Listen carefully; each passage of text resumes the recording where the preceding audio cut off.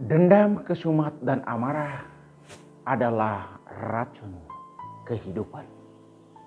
Saudara-saudariku, setiap orang adalah unik. Karakter setiap kita berbeda-beda. Tidak ada orang yang persis sama, walaupun mereka adalah kembar. Umumnya, keunikan setiap kita itu dikategorikan karena karakter positif dan juga karakter yang negatif. Tingkat pengenalan setiap orang itu berbeda-beda. Ada orang yang sungguh mengenal dirinya, positif dan negatif yang dia miliki. Ada orang yang kurang mengenal dirinya, dan bahkan ada orang yang sama sekali tidak mengenal dirinya.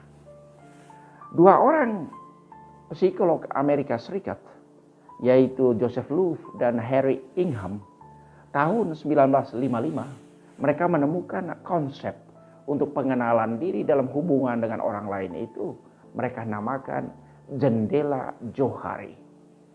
Dalam konsep jendela Johari itu, diri setiap orang itu dilihat seperti jendela. Dalamnya ada 4 kolom. Kolom yang pertama yakni kita mengenal diri kita sendiri. Dan orang lain juga mengenal diri kita. Itu wilayah publik. Lalu yang kedua, kolom yang kedua yakni kita tidak mengenal diri kita. Dan orang lain mengenal kita. Itulah wilayah buta. Lalu kolom yang ketiga, wilayah yang ketiga yakni kita mengenal diri kita. Tetapi orang lain tidak mengenal diri kita. Itu yang disebut wilayah yang tersembunyi. Hidden area. Lalu kolom dan wilayah yang keempat yakni kita dan orang lain tidak mengenal diri kita. Itu yang dinamakan wilayah yang tidak disadari. Unconscious area. Saudara-saudariku, konsep jendela Johari membantu kita untuk masuk lebih dalam ke dalam diri kita sendiri dan mengenal diri kita dalam hubungannya dengan orang lain. Pertama tadi kita katakan bahwa kita mengenal diri kita dan orang lain mengenal kita. Itu wilayah yang umum, yang publik. Lalu yang kedua, kita tidak mengenal diri kita. Lalu orang lain mengenal kita. Itu yang dinamakan wilayah buta, blind spot. Lalu yang ketiga yakni orang tidak mengenal kita. Tetapi kita mengetahui dan mengenal diri kita. Itu yang dinamakan wilayah yang tersembunyi, hidden area. Dan yang keempat yakni kita tidak mengenal diri kita. Orang lain juga tidak mengenal diri kita. Itu yang disebut sebagai wilayah yang tidak disadari, unconscious area. Keempat wilayah ini membantu kita untuk senantiasa mengeksplor dan mencari serta menemukan makna diri kita yang sesungguhnya. Diri kita sesungguhnya senantiasa ada dalam proses untuk menjadi semakin baik dari waktu ke waktu. Ini bisa terjadi kalau kita sungguh menyadari karakter diri kita dan terbuka terhadap masukan orang yang konstruktif untuk memperbaiki, mengembangkan, dan mendapat makna lebih dalam kehidupan setiap hari. Diri kita harus sungguh menjadi tuan atas diri kita masing-masing. Kita menghidupi hal-hal baik yang kita miliki dan menghindari, mengurangi, dan memperbaiki hal yang negatif. Untuk setiap pribadi selalu ada ruang untuk pembaharuan diri, untuk membaharui diri kita agar menjadi semakin baik. Putra Sirak memberi peringatan berikut ini. Ada hal yang sungguh merusak kehidupan manusia, yaitu dendam, kesumat, dan amarah. Itu bisa kita baca dalam kitab Putra Sirak bab 27 ayat 30 sampai bab 28 ayat 1 sampai 9. Sejatinya kedua hal ini akan merampas semua kedamaian, sukacita, semangat berbela rasa, dan gairah hidup kita yang positif. Dan ditukarnya dengan benci, iri, dan dengki. Ini adalah racun maut bagi kehidupan yang membuat orang kerdil dan sakit, serta berumur pendek. Putra Sirak membahasakannya, dendam, kesumat, dan amarah sangatlah mengerikan, dan orang berdosalah yang dikuasainya. Hal ini sungguh benar. Bahkan ilmu psikologi dan ilmu kesehatan modern mengingatkan, sekarang banyak orang sakit, bukan karena virus, karena bakteri, atau karena penyakit.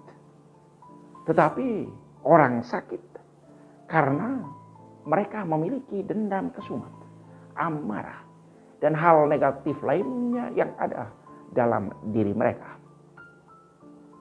Dan karena itu mereka senantiasa diliputi oleh hal yang tidak menggembirakan dalam hidup.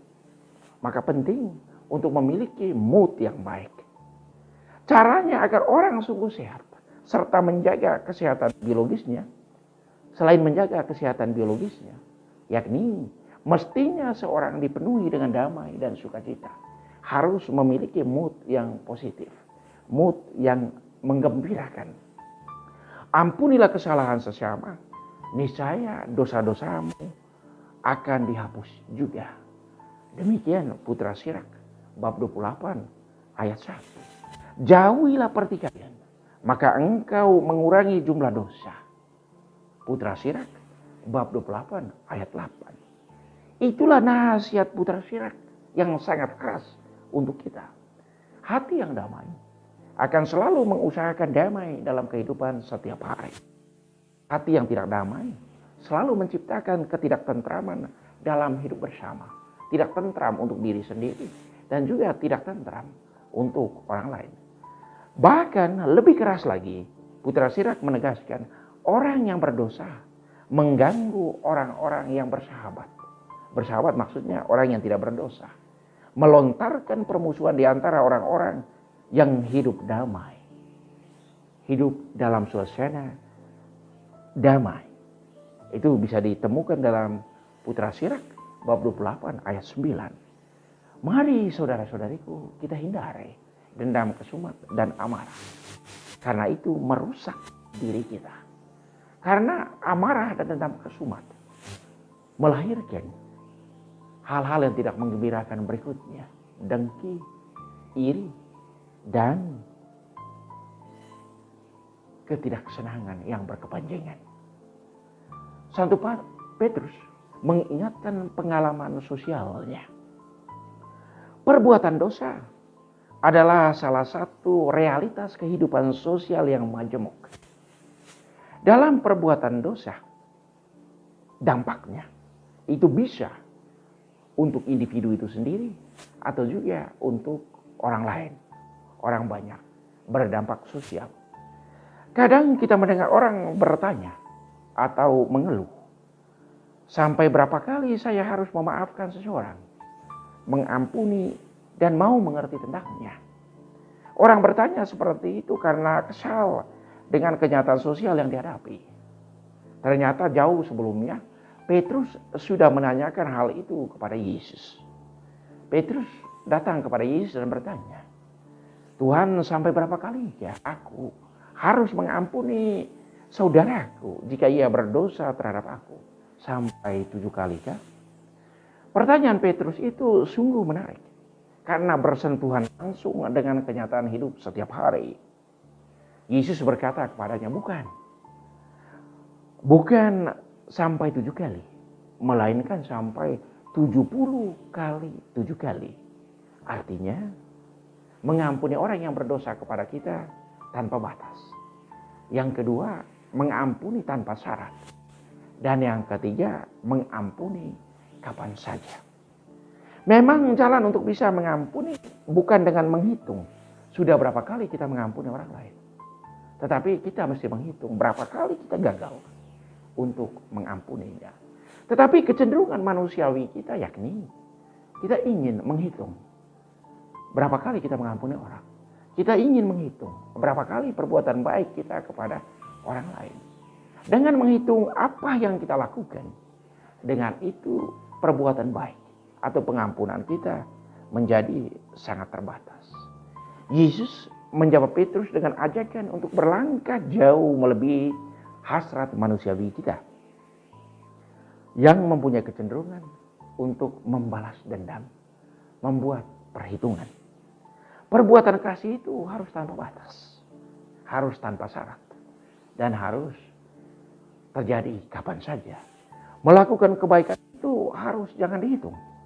Yang perlu dihitung, perlu dibatasi, perlu dikurangi, dan bahkan ditiadakan, yakni perbuatan dosa.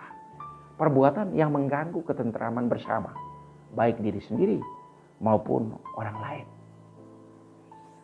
Karena itu kita harus menghitung dan mengidentifikasi dosa kita. Itulah jalan untuk memutus mata rantai dosa, mencabut akar dosa, dan mengurangi hasrat untuk berdosa. Benar bahwa segala sesuatu itu bermula dari pikiran. Sukses atau gagal, hidup baik atau hidup buruk, itu bermula dari pikiran. Mari kita melawan pikiran negatif dan pikiran berdosa kita dengan penuh kesungguhan dan mengandalkan pertolongan Allah. Bersama Tuhan, segala sesuatunya mungkin. Maka nasihat Paulus untuk kita, yakni hiduplah untuk Tuhan dan matilah untuk Tuhan. Entah hidup, entah mati, kita adalah milik Tuhan. Tuhan memberkati.